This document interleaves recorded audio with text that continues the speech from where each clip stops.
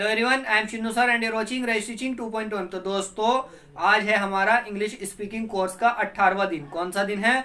18वां। तो आज हम सीखते हैं नीडेड टू का सही इस्तेमाल। इसकी हिंदी होती है जरूरत थी। नीड टू की हिंदी होती है जरूरत है और नीडेड टू की जरूरत थी। तो दोस्तों, ये भी टोटल 3 तरीके से बनाए जाते हैं: affirmative, negative, interrogative. Affirmative, negative, interrogative. Affirmative होते हैं जो बिल्कुल सीधे साधारण सेंटेंसेस होते हैं। नेगेटिव उनको कहा जाता है जिनमें मतलब बीच में आता है नहीं। और इंटेरोगेटिव वो होते हैं जिनमें पूछा जाता है सवाल। तो दोस्तों, चलिए इनके रूल देख लेते हैं। सबसे पहले अफर्मेटिव का रूल देख लेते हैं। सबसे पहले सब्जेक्ट,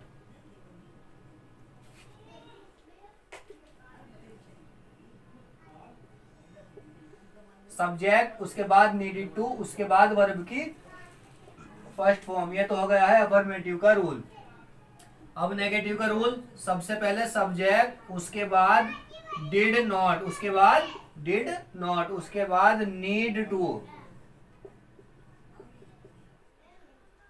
ये हो गया है नेगेटिव का रूल। उसके बाद वर्ब की फर्स्ट फॉर्म। और अब बचा है दोस्तों इंटेरोगेटिव। इंटेरोगेटिव में सबसे पहले डिड, उसके बाद सब्जेक्ट, उसके बाद नीड टू, नीड टू नहीं नीड टू, उसके बाद वर्ब की फर्स्ट फॉर्म। और ये हो गया है दोस्तों इंटेरोगेटिव।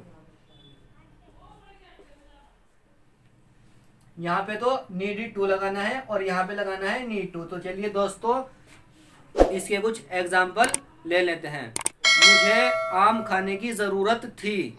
तो चलिए दोस्तों लिख लेते हैं, मुझे आम खाने की जरूरत थी। आम खाने की जरूरत थी। तो सबसे पहले सब्जेक्ट आई, उसके बाद needed to, I needed to, उसके बाद वर्ब की first form eat the mango. और नेगेटिव में बनाना है दोस्तों डिड नॉट के साथ। सबसे पहले सब्जेक्ट, उसके बाद डिड, उसके बाद not. I did not need to, उसके बाद नीड टू नहीं need to. I did not need to eat the mango, eat the mango. और अगर बनाए इंटेरोगेटिव के क्या मुझे आम खाने की जरूरत थी, तो सबसे पहले डिड, उसके बाद सब्जेक्ट लगाना है।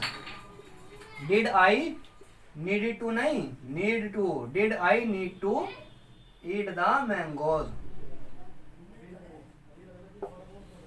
मुझे आम खाने की जरूरत थी, I needed to eat the mangoes. मुझे आम खाने की जरूरत नहीं थी, I did not need to eat the mangoes. यानी कि डिड के साथ वर्ब की फर्स्ट फॉर्म ही आती है। और क्या मुझे आम खाने की जरूरत थी, did I need to eat the mangoes. अगर एक आम की जरूरत थी तो मैंगो, अगर बहुत सारे आम खाने की जरूरत थी दोस्तों तो मैंगोज। तो चलिए दोस्तों एक एग्जाम्पल और देख लेते हैं। टोटल हम आपको 3 एग्जाम्पल देते हैं दोस्तों, जिनमें से आपका एक तो हो गया, 2 बाकी हैं, जिससे आपको बहुत अच्छी तरीके से समझ में आ जाएगा। सचिन को खेलने की जरूरत थी। सचिन को खेलने की जरूरत थी।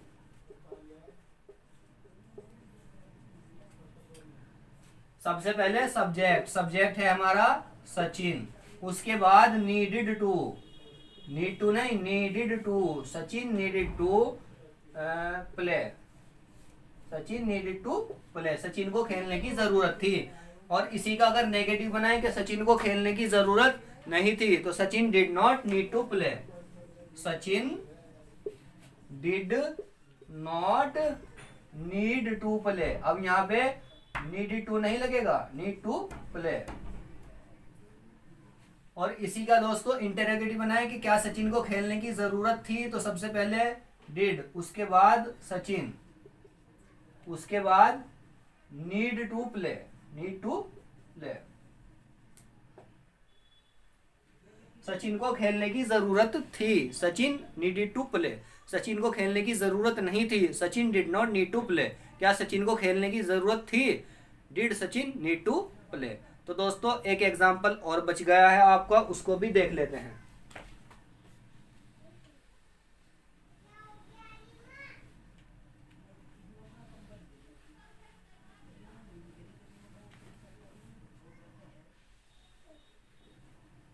मुझे किताब पढ़ने की जरूरत थी। मुझे किताब पढ़ने की जरूरत थी।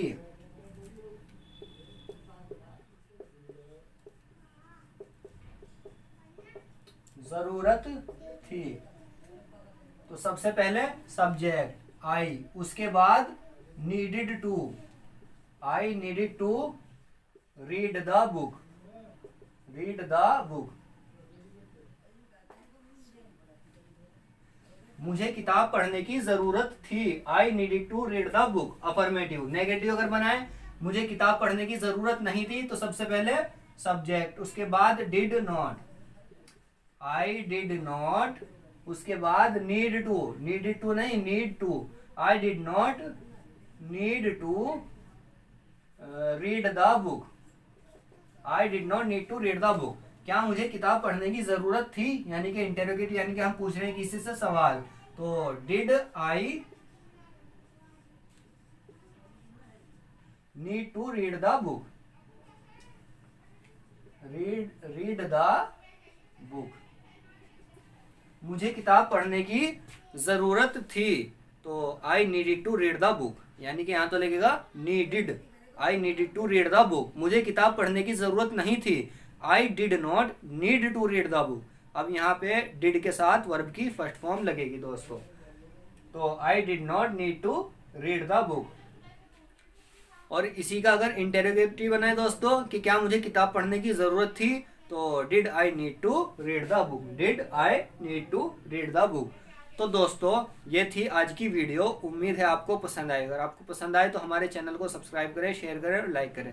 और हाँ दोस्तों, जितना हम आपको करा रहे हैं उसको साथ साथ कॉपी में नोट करते रहिए और पढ़ते रहिए। और अपने घर पे भी दोस्तों एग्जाम्पल मतलब बना बना के खुद चेक करते रहिए, जिससे आपकी इंग्लिश बहुत अच्छी हो जाएगी। बहुत परफेक्ट तरीके से आप इंग्लिश बोलने लगेंगे।